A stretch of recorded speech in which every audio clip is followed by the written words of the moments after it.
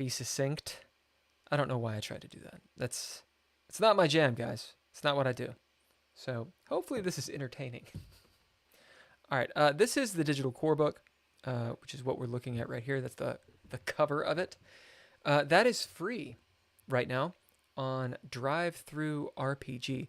You can also just go to DreadLore.com, and it has all of the links you need for everything. It's got everything on it. So DreadLore.com is where you want to go. It has a link to if you wanted to buy the hardback, if you want to, which is this thing you can barely see because of my dumb mic, or if you wanted to get the free digital version. There's also a getting started guide. The core book is about 500 pages. It is a hoss. It's a tome. That was the point. It's got everything you need to play the game. It's got everything you need to play the game in multiple settings. That said, it has its own setting as well, which is why the book is so thick. It's why it's such a large book. It goes into a lot of lore. As you will see, it's written in a way that, kind of like the Hitchhiker's Guide to the Galaxy, it's written in a way it's supposed to be fun to read. It's also got a lot of really good art and that stuff. So that's the 500-page tome, right? Which is what we're going to go through.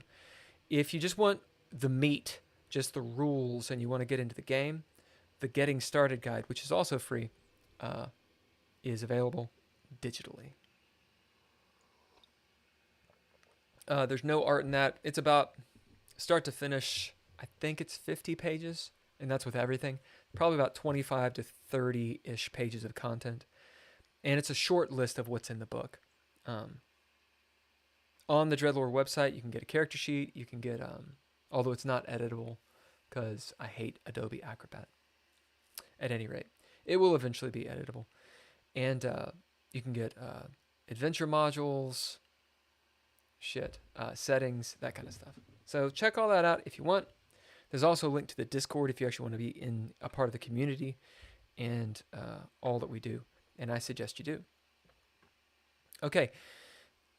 That's all I'm going to say about all that stuff. We're going to jump into the book a little bit. Hey, that's really annoying how it does that. Does that actually flash? Yeah, that sucks. Look at that paper. So the DreadLore Core Book Deluxe Edition.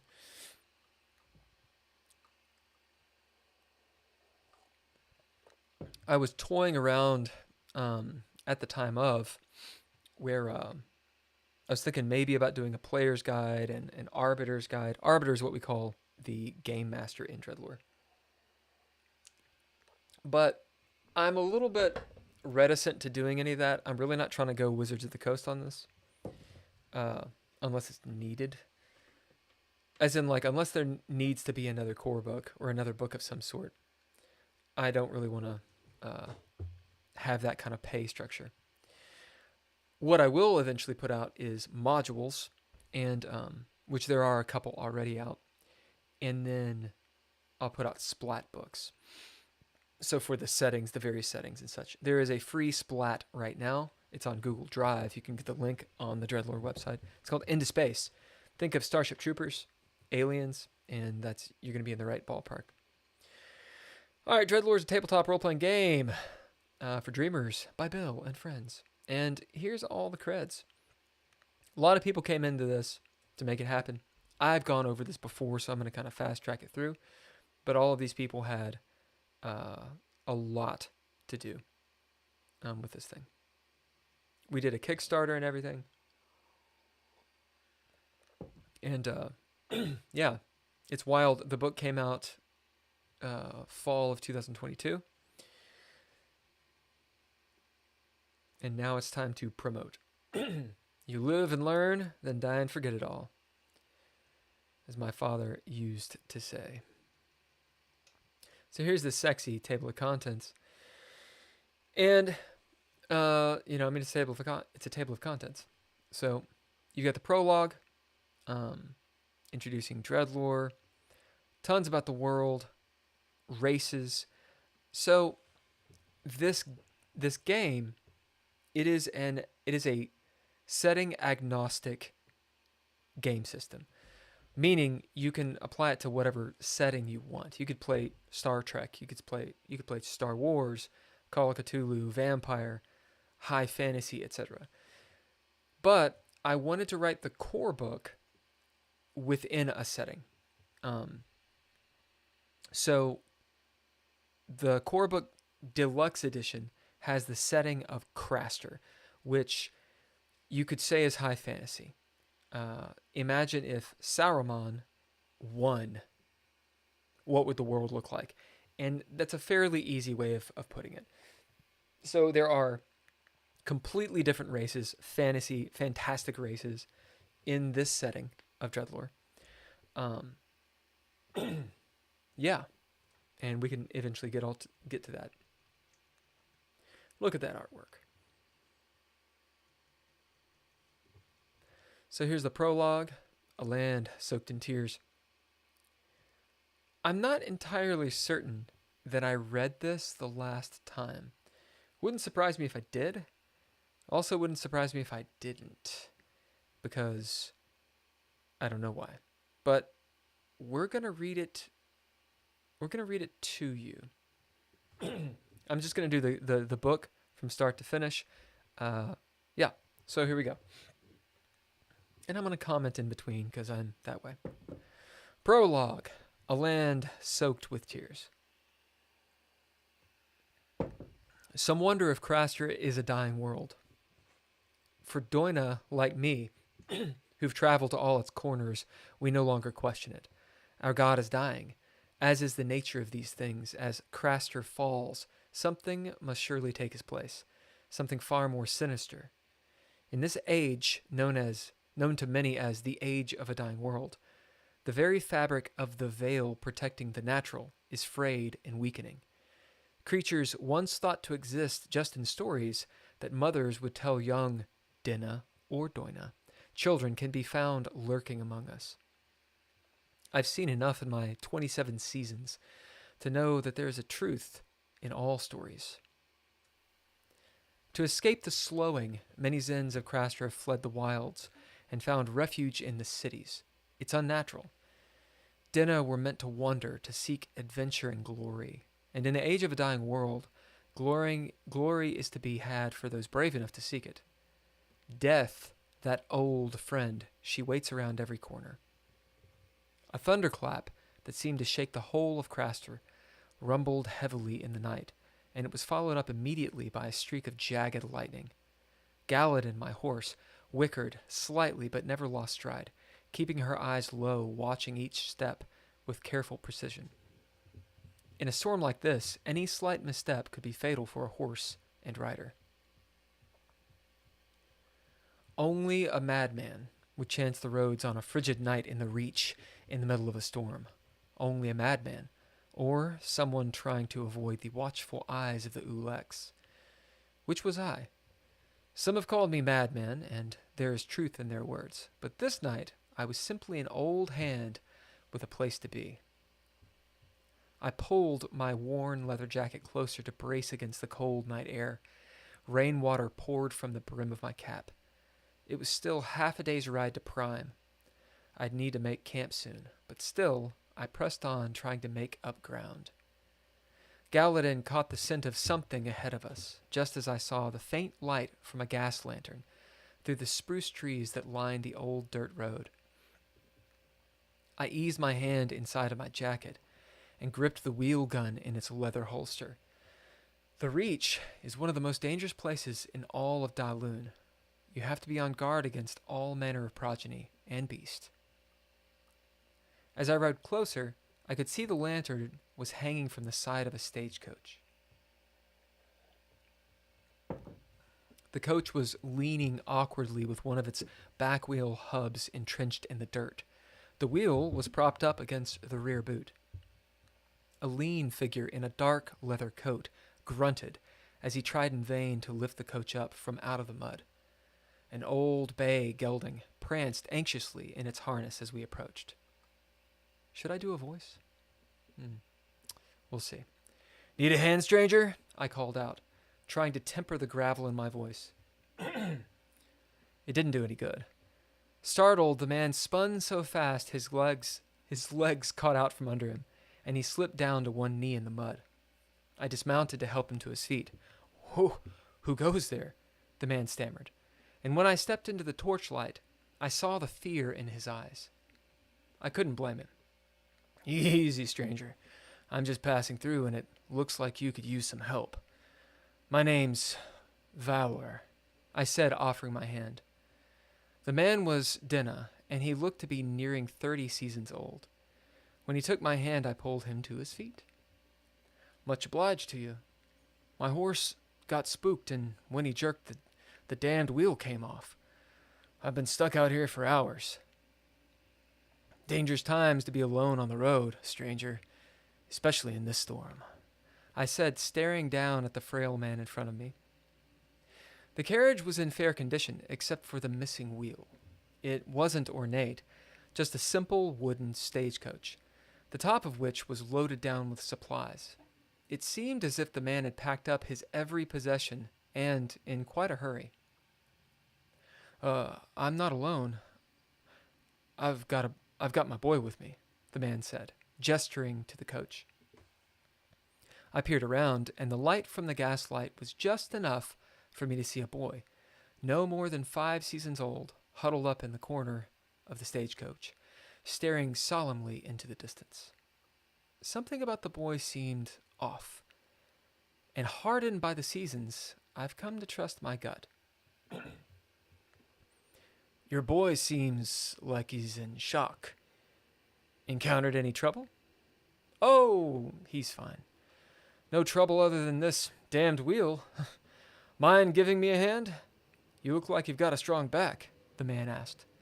Up close, I could see the worn lines of age that cracked his copper skin. His clothing and his rig marked him a farmer, but his eyes told a different story. They were hawkish and stern. Those eyes have seen violence. So have mine.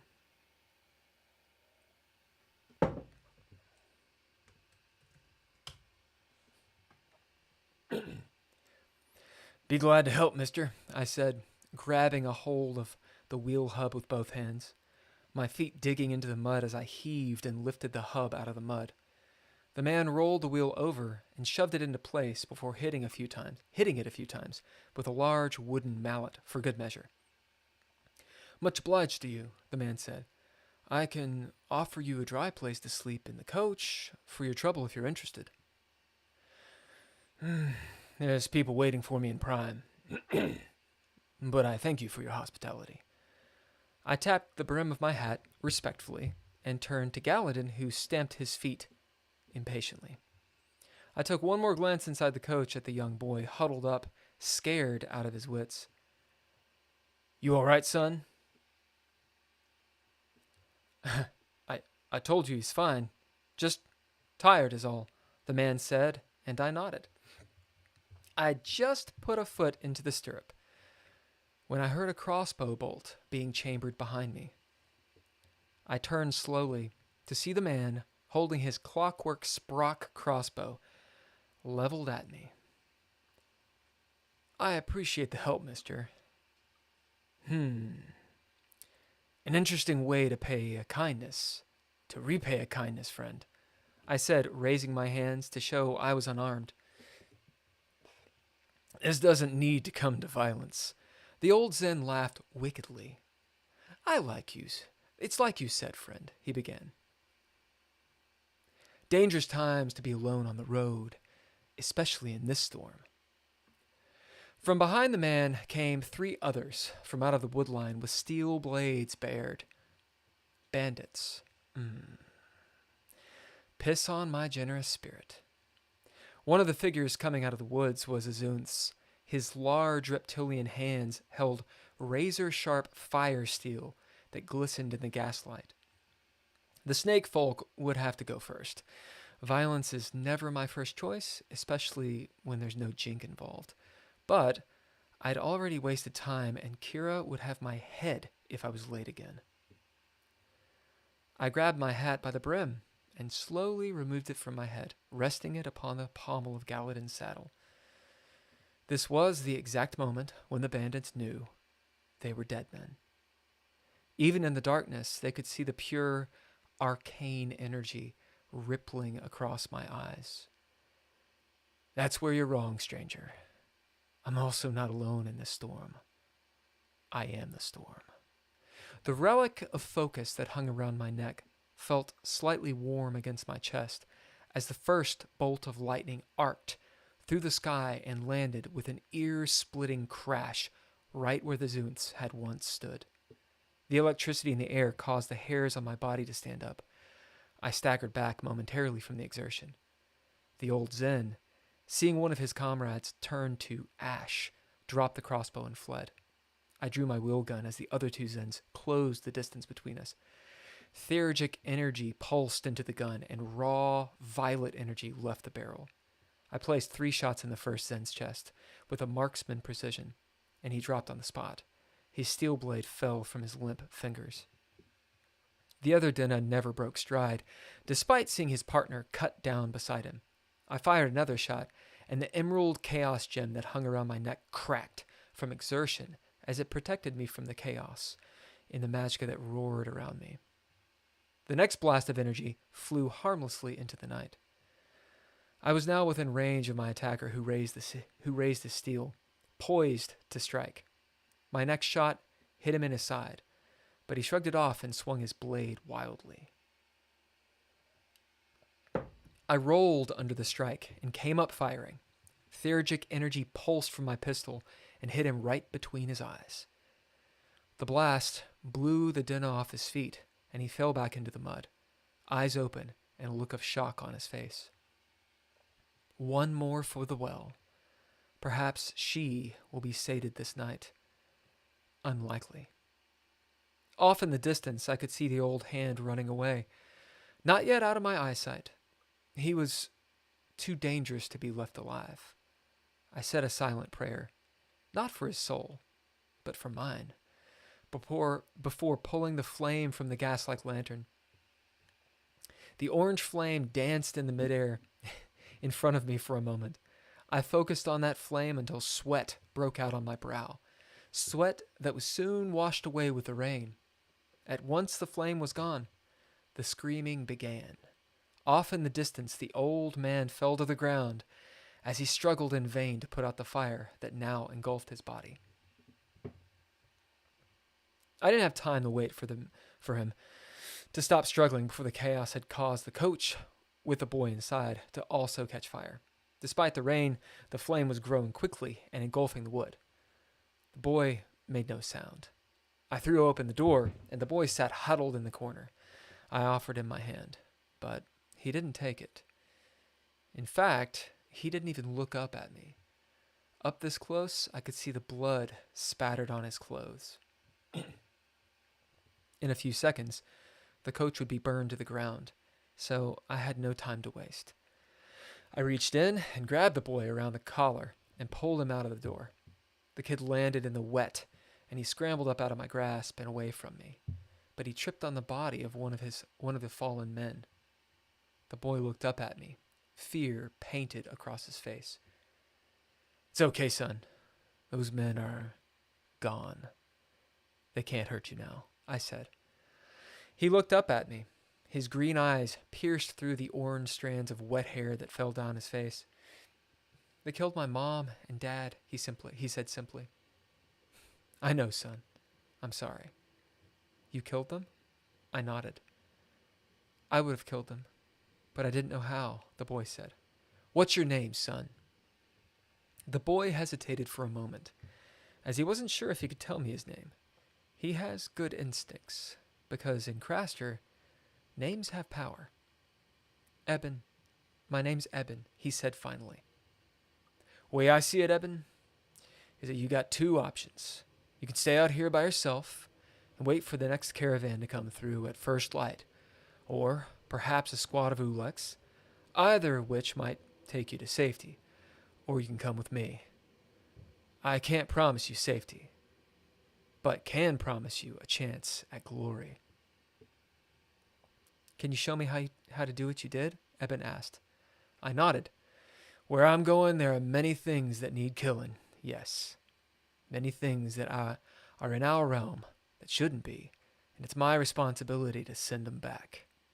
If you've got the knack for it, I'll set you on your journey. It's been several years since I've taken on an apprentice.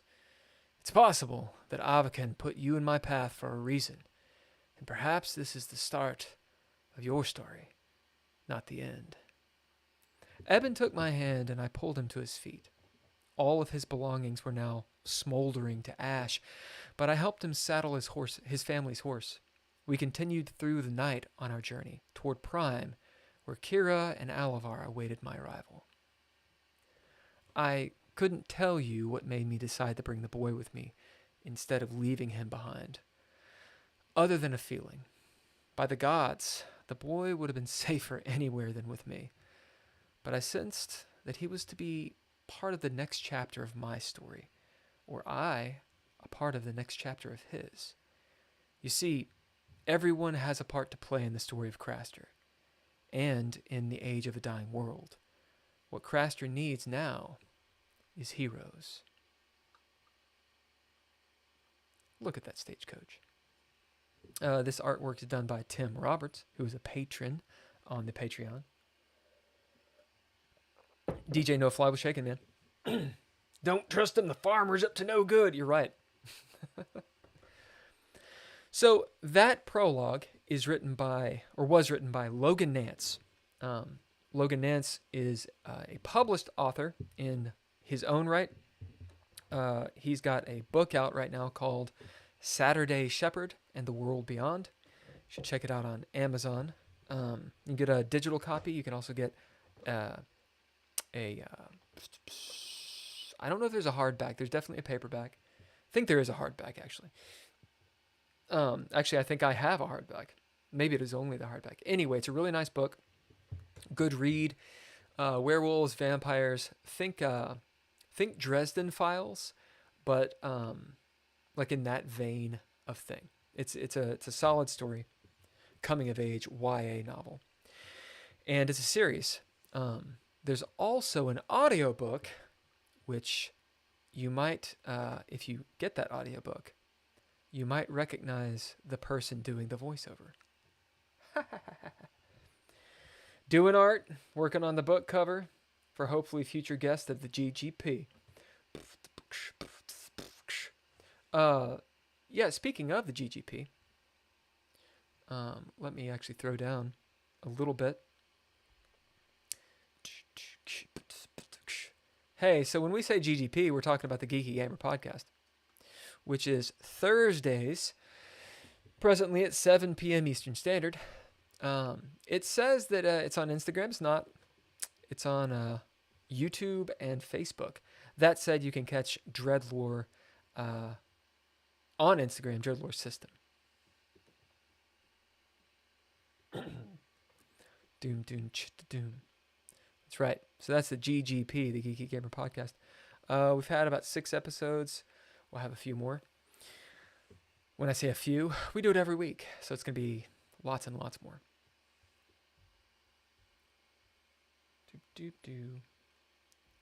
Right. So what else we're going to do here? Prologue is pretty good. This artwork here is by Billiam Bunkum,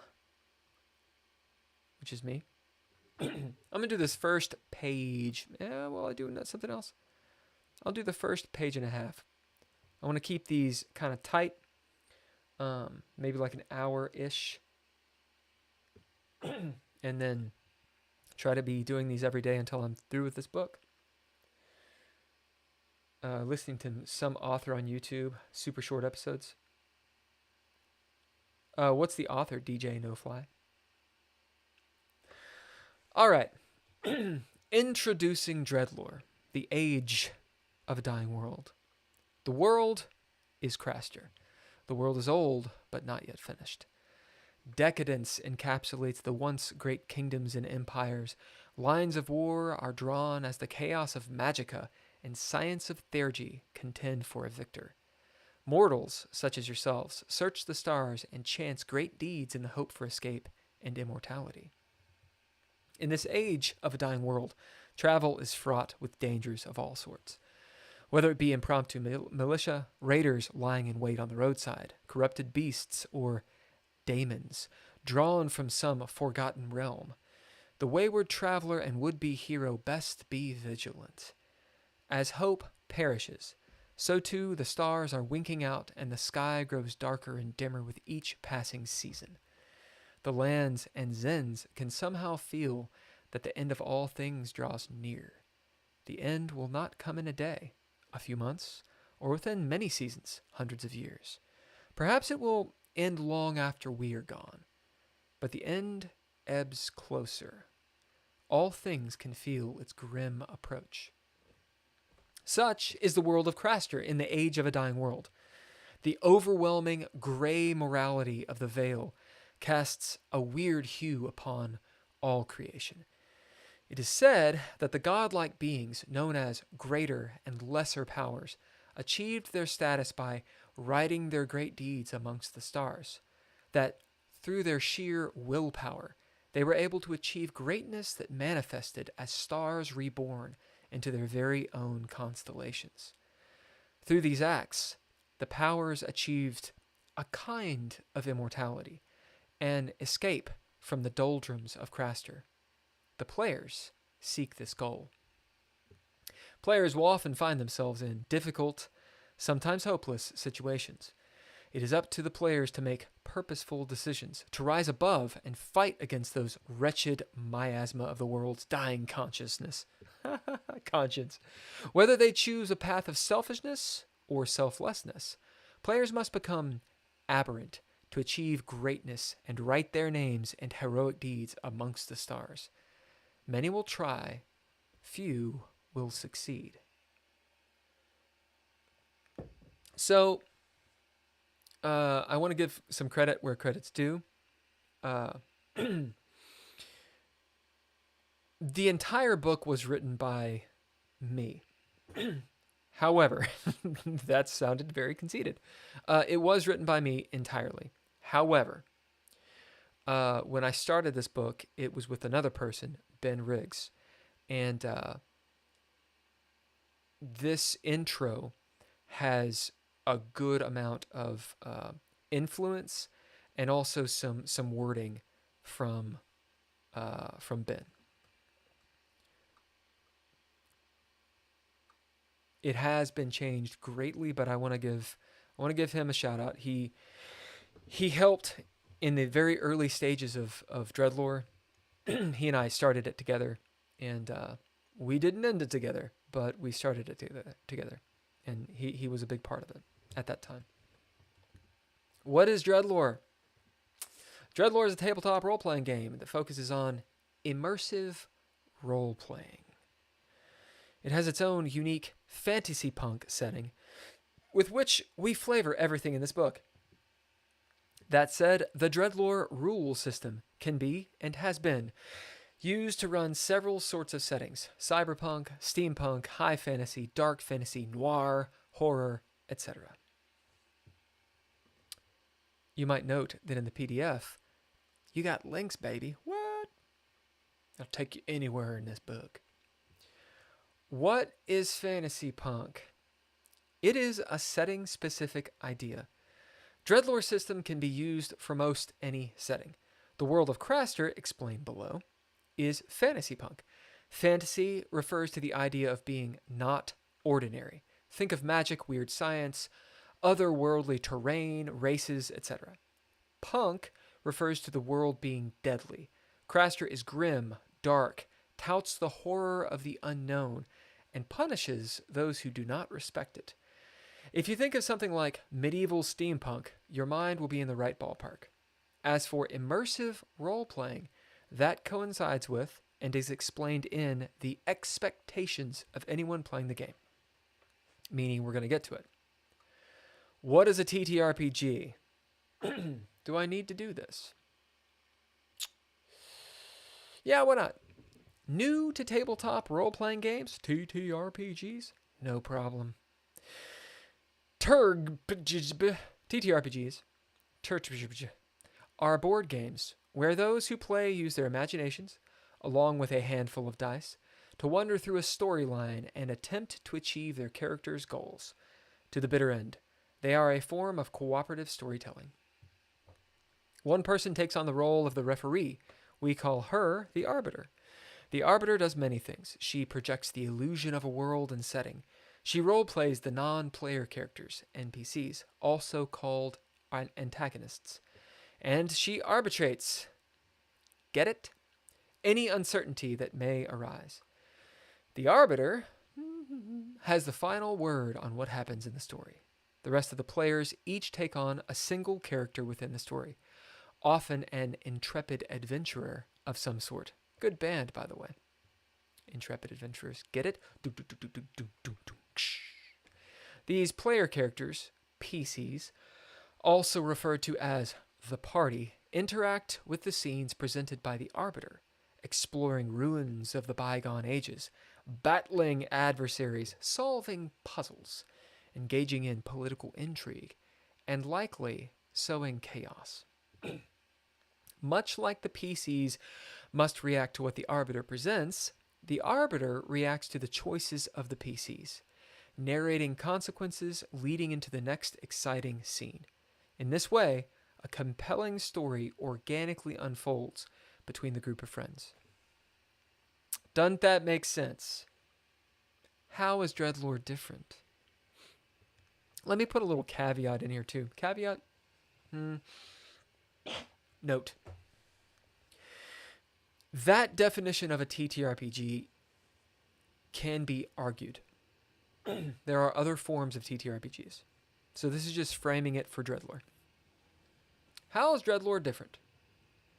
There's no real winning or losing in DreadLore, just degrees of achievement. And there doesn't have to be a predetermined end to the story either.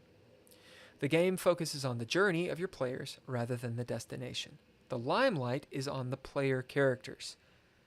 They are the story. Even if the players are playing the dregs of society, those who don't matter to the world, they are still the focus of a DreadLore game, and the action is on them. Oftentimes, a new story picks up where the old one left off. Characters change and grow through their experiences, both tragic and triumphant. Their personalities, goals, and motives may change over time due to these experiences, and they may also accumulate wealth, power, or influence as well. Reaching goals in victory or defeat allows characters to advance, get more powerful, and push the story's plot forward. Failures often lead to the most exhilarating chapters in stories, like the hero who attempts to stem the tide in a flash of heroic effort, only to fail. And their attempt is both great and remembered long after their passing. The point is to tell the story rather than only its outcome.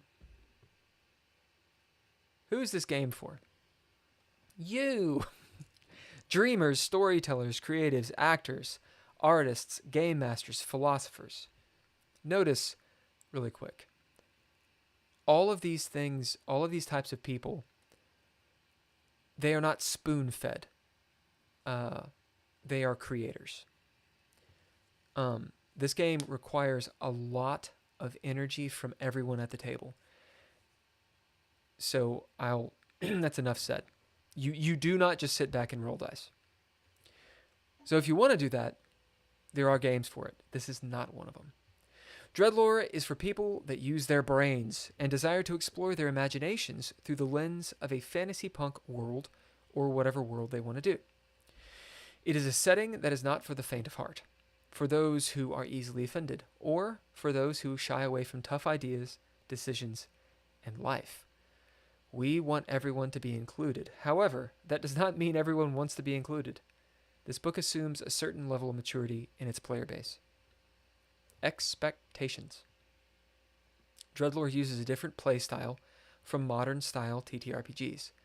It is new to many people and takes some time to get used to. We call it immersive narration, and understanding it will get people in the right headspace for playing and running a game using this system. Basically, your characters are the story. It's their story. They have both the limelight and the action. Think about Think about being in your character's shoes, like the first person or point of view perspective, rather than a third person or over the shoulder perspective. We care what and how you do what you do, not really why. If part of your action is to literally tell others why you're doing something, then by all means do it. Otherwise, keep the game focused on the fiction and the action. Normally, when I tell people about DreadLore, I say this in a different way. I say, I don't give a shit why you're doing it. There are mechanics for gaining some degree of narrative control. You gain a modicum of narrative control when you bid a character trait. Your intention becomes reality. When you spend breath and forego all rolls, or when you spend cunning and go before your opponents, they normally go first. Characters are mortal. They are not epic. Demigods, even at tier 4 and with incandescent souls, although that gets pretty close. The world of Craster is absolutely deadly and will murder characters if they are not prepared and willing to think creatively. There are times to run away and regroup, or just run away. Despite this, characters are striving for greatness, to figuratively and sometimes literally write their names in the stars and gain a kind of immortality. This is the epic struggle of the game. The world is dying a slow death, and the characters are looking for escape through achieving greatness that will be remembered. Now again, this book is assuming you're using the setting of Craster. So the way it's explaining it is from that perspective. The reason I did that is so that, ironically, I could be brief. Then I could explain a whole lot and always talk about the same thing, rather than only talking in generalities. The system, I should say, can be adapted to loads of different settings. Settings that are not particularly deadly, for example. For example, the Red Writ. We do that on Mondays. The Red Writ and actually Into Space. This is called DreadLore Theater of the Mind on Mondays at 7 p.m. Eastern Standard on Twitch. Yeah, that's when we do this. You got the Red Writ. It's one of our games. Detroit, 1982. Think of Call of Cthulhu. So it's an entirely different setting. When we have our off nights, when a cast member can't join, we do Into Space, which is kind of like Starship Troopers or Aliens. A totally different setting. And that's on, Into Space is on Twitch as well. If you want to catch those old episodes, you can go on Spotify for the podcast version and go to our YouTube channel. We have all the video and stuff there as well. At any rate, all that to say, the setting can dictate a lot. But this book is assuming you're using Craster. Headspace. Regardless of the setting of your game, this system attempts to allow everyone engaged in the game, whether they're running the game or playing it, the ability to have a ton of agency. The Arbiter has most of the authority in the game. It's basically a monarchy. That may sound contradictory, but it's not so. The Arbiter has the final say in most situations, so that they are free to be impartial, to arbitrate, without being antagonistic with regard to the story or to the rule set. The players, on the other hand, have paramount agency when deciding what sort of character they're playing. For example, choosing their character traits and bidding them. Everyone can thus have the same expectations. A DreadLore game is about the fiction. It is about players immersing themselves in their characters, being involved in the story arc, and in helping create and move the fiction that follows. This is the headspace that the system attempts to achieve. Lose the rest and get involved. If you find yourself in that headspace, you're doing it right. Asai's wisdom. Asai's wisdom are side notes written in Cedric's voice that he want to pass along to you. These side notes are provided in addition to examples and the Arbiter's Dark because they pertain to how the crunch of rules mechanics actually manifests and is understood by the people of Craster. Cedric also offers his various opinions and about the subject at hand. It's funny, side note, I pored over this book looking for typos, and there's so many typos. They're not awful. It's just funny. Like, talk to any author, you will always have some kind of typo, especially when it's 150,000 words. Arbiter's Dark. The Arbiter's Dark are side notes containing bits of information and explanations about the world and rules that are mostly towards the Arbiter. Directed towards the Arbiter. They're written from Bill's perspective, with his voice, this voice, and are out of game. So anytime you read an Arbiter's Dark, just imagine my punk ass. Loyalty's hard to come by. Josie and I became acquainted. Oh, this is Cedric's notebook. Cedric, his voice. So he's supposed to have, he kind of talks in a brogue, kind of like a bad Cockney. Shall I do the Cockney? Oh, it might be just annoying. Let's see. Hello, Governor. All right. Loyalty's hard to come by. Loyalty's hard to come by. Josie and I became acquainted by means of being in a tight spot, and my sharing a sliver of steak. Sometimes that's all it takes to find your kind of Burke in this world. It's probably not at all Cockney, but it's my attempt. Formatting. Pronouns are handled thusly. Barring specific examples, the Arbiter is a she. An NPC or antagonist is a he. A player is a they, and when in doubt, we use they. We often refer to you, a player, a Burke, a fob, and any number of silly terms. We're referring to the universal you, who might find themselves in a particular situation. Why? It's fun. Bold text is not only for emphasis, but also indicates the first time you see the term in the book, in a way that is going to explain what the term means. Words in small caps indicate traits or flaws. Red-lettered underlined titles are to designate the names of abilities. Words in square brackets refer to game mechanics that are dependent on other mechanics, or they're used by players. For example, proficiencies are game mechanics, but aren't used by players. Instead, players use mulligans, which are types of proficiencies. Character traits are resources which players bid to activate abilities and to perform meaningful actions. All this makes sense later. I'll also note the explanation of that was done by Bad. Bad meaning the person who originally helped me with DreadLore. The co-creator of DreadLore. Traits are noted throughout the book in two ways, small caps and also within square brackets. Traits that are listed in small caps appear in descriptions and should be added to your sheet after you've gained that ability, ninja gear, etc.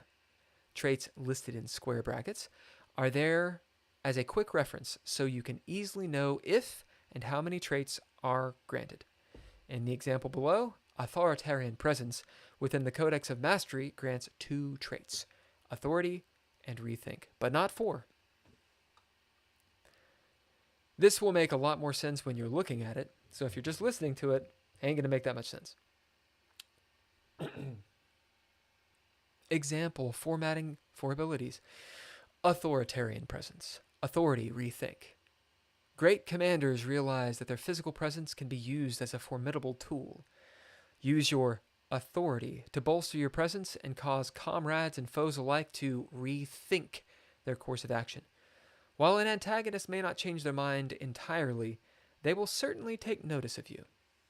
And then it has a little deal. Let's say there's a rule which says you get a cheese sandwich on a 4+. In other words, a 4 up. And you happen to be rolling a d8. If your die rolls any of the following numbers, 4, 5, 6, 7, or 8, then you get the sandwich. If you roll a 1, 2, or 3, you don't get the sandwich. What the fuck? So this is talking about the formatting of dice. It actually might be a typo. Oh well. Example formatting for dice. 4 plus, 8 plus, 10 plus. Refer to 4 up, 8 up, and 10 up, respectively. Again, this makes more sense not reading aloud, but when you're actually reading it in the book. So it's saying the way that you read a 4 plus in the book is 4 up. The way you read 8 plus is 8 up. So 4 up, 8 up, 10 up. That's what they mean. These terms apply to the results you get when you're rolling your dice, specifically to when you're trying to gain successes. The terms mean that if you roll that number or anything above it, then something happens. For those who like to feel mathy, the numbers are inclusive and so could also be written like so. However, we're not going to inflict that formatting upon anyone. Examples. This book's replete with examples which hopefully aid you in understanding how the rules and narrative style work as one. Examples highlight specific rules, showing how they might work in different encounters, and tend to be more straightforward, mechanical in nature than other sections. They're written so as to introduce and follow the misadventures of a group of custom DreadLore characters with whom you'll soon be acquainted. The voice. While mechanics-heavy sections of the book are written with Bill's voice, much of it's written from the perspective of a curious vagabond known as Cy Cedric Kidder. Cy is an honorific. Some of what Cy Kidder has to say isn't entirely accurate, as you may find out. While many of his exploits weren't done in the most legal of manners, his unique perspectives on the world of Craster can be very useful for the canny Zen, that is, a denizen of Craster. Portions of the book were acquired by Cy Kidder, for example, the Diary of a Grimbar within Traditions of Mysticism, and are presented in their former owners' voices. Lexicon. Cedric uses a slew of words and terminologies native to Craster. You should be able to understand most references through context. Also, this is how Zens of Craster speak. Try and use these terms in your own games to elicit the feel of the world. A complete list of them is in Appendix, Languages, and Lexicon. README. How many people read the README? Who reads the README? Ken, that should be our spoof on Who Watches the Watchmen. Whether you are a seasoned gamer, a newcomer, or somewhere in between, it is best to start learning. I can read. It is best to start learning this game with an open mind. Open your mind. That is free of assumptions. If you have not already read the entirety of Introducing DreadLore, it walks you through the basics of the gaming. It walks you through the basics of gaming. In this README section, we're going to recap on some of what has previously been said in the effort to give you an exhaustive list of what you can expect from this game and a play-by-play of how it functions. We will cover learning all the typos. Yeah, no doubt, dude. You know, as a side note, I had like 10 different people proofread this thing. No, and we found tons of stuff. We didn't find them all. What we will cover. What you specifically need to play the game. Roles and responsibilities for the players and the arbiter. Instructions for setting up a game session and playing. Instructions for taking your turn. Guide you through examples of what a DreadLore game should look like as you play it. In other words, the mindset that the players and arbiter should have. The rest of the book will lead you through making a character, provide you with ample DreadLore setting material. Most of the book is dedicated to this effort. Give in-depth descriptions and examples about DreadLore's various rules and playstyles. Present a descriptive list of flora, fauna, and monsters which are setting specific. Give some pointers on how to adapt DreadLore's system to other settings. For a quick list of all of the significant mechanics in the DreadLore system, drop down to the appendices and check out Appendix Rules Cheat Sheet.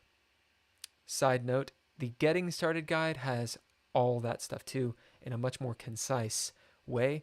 It doesn't have any of the lore or the explanations and that kind of stuff. It's just kind of the meat of the game. If you want to pick that up, do thedreadlore.com and you'll find everything. This is me. This is Cedric Kidder. Look at him. That costume, that garb, cosplay, whatever you want to call it, was created by Emrys Unknown, who you will see later in this book. What do you need to play this game? In order to play DreadLore, you'll need the following. One person who wants to run the game. Call the Arbiter. A group of players. A typical game has 4 to 6 players, though games could be as small as 1 player and 1 Arbiter, or as large as the Arbiter thinks she can handle. 1 character sheet per player, either a printed copy or a pre-generated character. Something erasable to mark character sheets, such as a pencil. AI exists now and has likely killed another job, the proofreader. A set of dice per player and a set of dice for the Arbiter. If you need to share dice, that won't cause any players, lest you're superstitious. You'll need all the dice except a d20. A standard polyhedral dice set is a great option if you don't have any dice. Access to the DreadLore Corebook. This book, so you're already on your way. Time. DreadLore is a game which normally spans several game sessions, the entirety of which is called a campaign. Or if the Arbiter has a one game session in mind, called a one-shot. Then your entire game could span a single evening.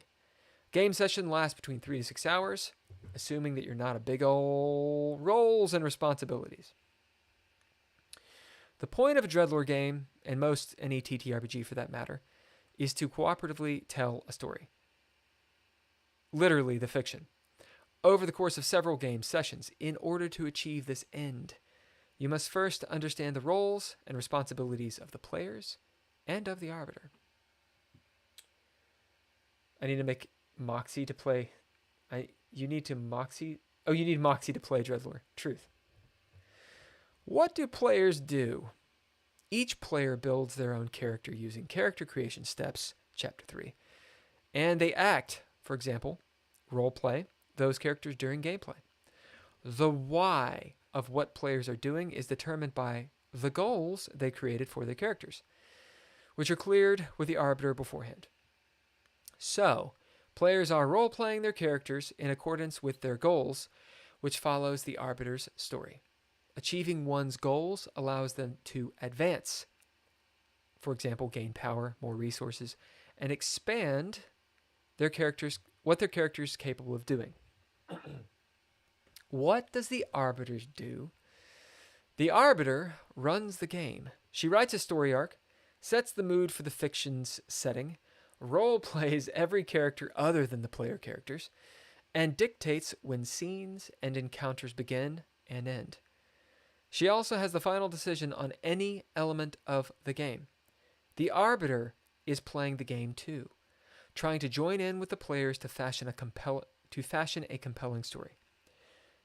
The game plays out as a conversation between everyone at the table, bringing it all together. Players describe to the group and Arbiter what and how their characters are doing, how they're responding to the fictional world around them. Wow.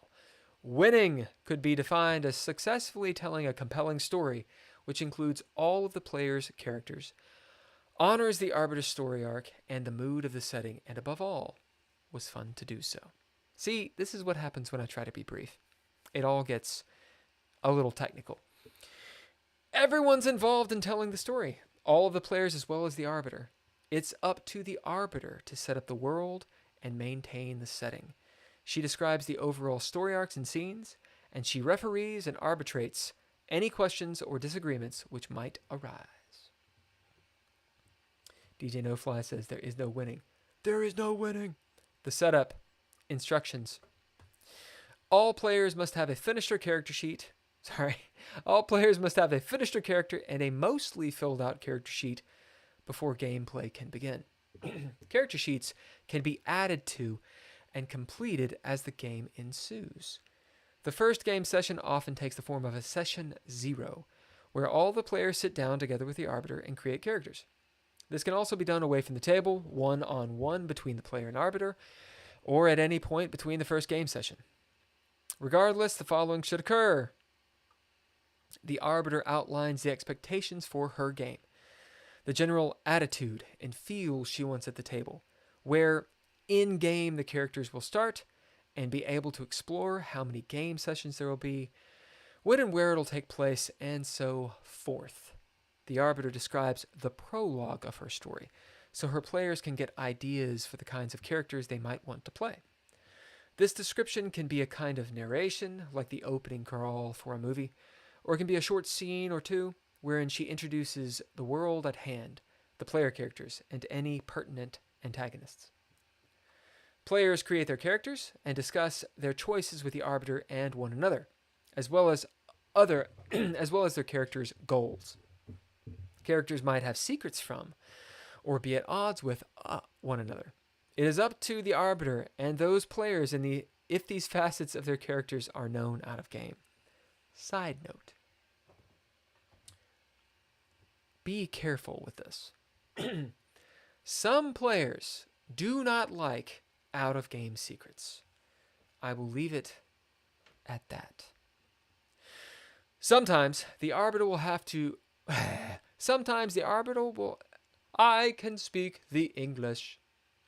Sometimes the arbiter will have the players simply listen to their narration. Other times they will play through this prologue. In the case of the latter, the arbiter must announce if it is the montage or the dread, both of which are discussed below. The setup for your first game session differs from those thereafter. Whew! All right. I think that is where we're going to end this one, on page 26. We've done about 70 minutes, which really was about 50 minutes, because the first 20 was me bitching hard about technology. So we're at page 26. This is where we're going to start the next time. It's the setup for your first game session differs from those thereafter. I need to make that a thing. All right. DJ No Fly, thank you for jumping in, sir. And hanging out. We had a few people watching. If you enjoy what we're doing, you know what I'm going to say, YouTube. I don't really need to say it, so I'm not gonna. However, do so if you enjoy what we're doing. This channel is about DreadLore and all the different projects we've got going on. We have a whole cast of people that are doing Theater of the Mind, which you can catch us on Monday, this Monday, and every Monday, 7 p.m. on Twitch. You can also see the previous episodes on this channel on YouTube. You can catch the podcast version everywhere you can think of to have podcast. Huge shout out to those cast members. You can find all their names in the description, the guest stars and all that stuff. Oh, fine. If you twist my arm, I suppose I'll tell you who they are. Mr. Ken Howl is cast member. Drizzle, Daniel Holker, and Andrea Elliott-Johnson. These are the mainstay cast members of The Red Writ in Theater of the Mind. We have guest stars in Into Space, and it just depends on the time that we do that. Jazzy Cabbages is one. Maxie is one as well. Alright. Hey, we also do the GGP, Geeky Gamer Podcast. This is on Thursdays, 7 p.m. on YouTube. It is spectacular, very, very interesting, more of a traditional kind of podcast, if you want to check that out. Most of the art The music, the production is done by Couchfire Media. They are not doing it right now, so that's why the media production is pretty basic on this read through, because I'm doing it. But if you check out any of our other stuff, you're going to be wowed by the craftsmanship and creativity that is all Couchfire Media. And you can check them out, www.couchfiremedia.com. They are available for hire. We're going to play some intro and outro music on these things. Almost entirely it is, I'm pulling it up, all lowercase letters. Sometimes you'll hear some intrepid adventurers. Check them out on Spotify, YouTube, Bandcamp, Instagram, all that stuff. Very good stuff. DJ NoFly also will provide some music, and he has his own channel. If you want to jump on that, sometimes he goes live and mixes. You say I've got some dissolves and shit. You enjoy my OBS skills. This is all I got, dude. This is it. Yeah. Right. So that's it. Oh, the Patreon. There's a Patreon. I don't have a slide for it. The slide I have is for a different thing. But it is patreon.com/DreadLore. That is DreadLore, Lore. People of the Patreon, thank you so much. That's Nostalgic. That's Tim Roberts. That's Daniel Holker. If you want to jump on that, that money goes to us being able to afford putting on the podcast, eventually gaining better equipment, eventually actually paying the cast. So any help goes a long way. We've got some pretty interesting tiers in that pot, or in the Patreon. If you want to jump on it, it'd be very cool, and we would appreciate it. Soon we will have a coffee if you just want to do like little tips during live streams. It's not for me. It's for. It would be very awesome to be able to pay the cast and to pay Couchfire Media. So any help you can do would be appreciated. Okay, that's what we got going on. If you like this content, tell us in the comments. It really does help when you're on the chat and you say something just like a hello. It allows the cast and the hosts to realize, oh, there's actually people listening to it, and this is worthwhile. You know, it's not just a creative endeavor. It's also, because there's a lot of time that goes into it. So it really does help if you drop a comment, if you share it with people and all that kind of stuff. Yeah, we do actually have swag. We have DreadLore swag. If you go to dreadlore.com, you can find it. But we will soon have some Geeky Gamer podcast swag, won't we, DJ NoFly? And some other things. So if you want a t-shirt or any of that kind of stuff. I mean, the logo's badass. Check out this logo. Look at this fucking logo. This fucking sexy-ass logo. Like, it really is cool. And Couchfire Media created that in, like, it was like 30 minutes or something. Yeah, all of the artwork is just ridiculous, and yeah, it's going to be available on the Patreon, on the fucking swag, deedly doop derp derp. All right, I'm going to get off here. Thank you guys for jumping on. If you did not get on here live, do so next time, and we'll post on the Discord. We'll post, you know, if you do the bell thing, you'll get a notification. If there's something you want to see different, let me know. Otherwise, I'll continue doing what I'm doing. You're about to listen to some all lowercase letters. Get ready for it.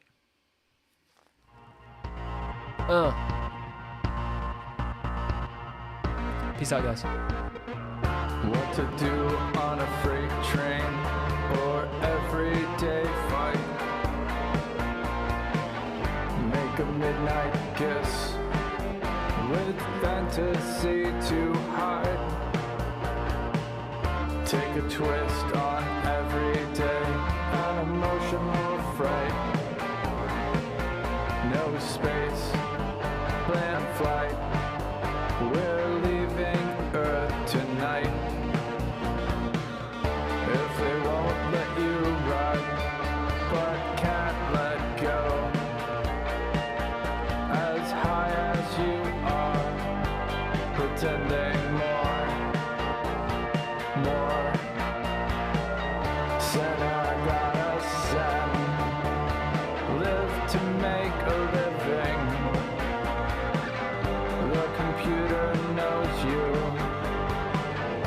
the computer knows you lied.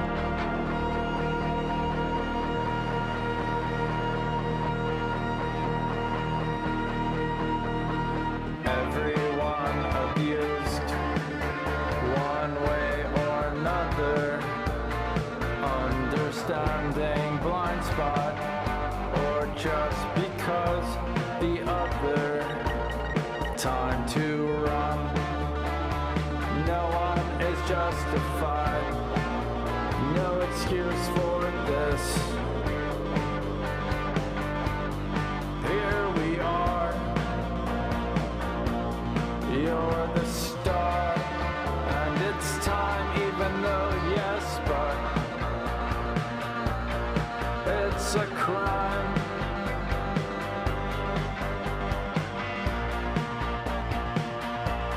You're the star, and it's time, even though yes, but